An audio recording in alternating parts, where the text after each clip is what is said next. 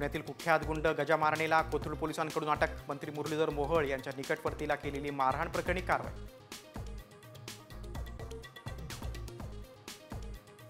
येत्या शैक्षणिक वर्षापासून स्कूल बससाठी नियमावली लागू होणार. 1 महिन्यात अहवाल सादर होणार.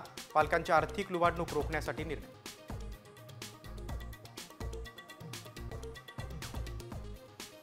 शेअर बाजारात सलग 5व्या दिवशी घसरण. आज एकाच दिवसात 4 लाख कोटी रुपयांचं नुकसान. 1996 नंतर शेअर बाजारात मोठ्या घसरणीचा काळ.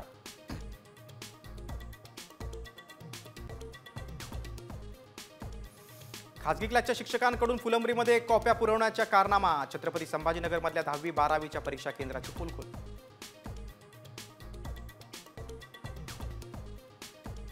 राज्यातील 5 जिल्ह्यात हवामान खात्याकडून उष्णतेचा येलो अलर्ट जारी. तापमान उष्ण आणि दमट राहण्याचा अंदाज.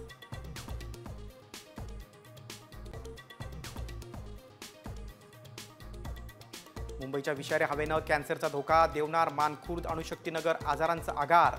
मास्क घालण्याचा डॉक्टरांचा सल्ला.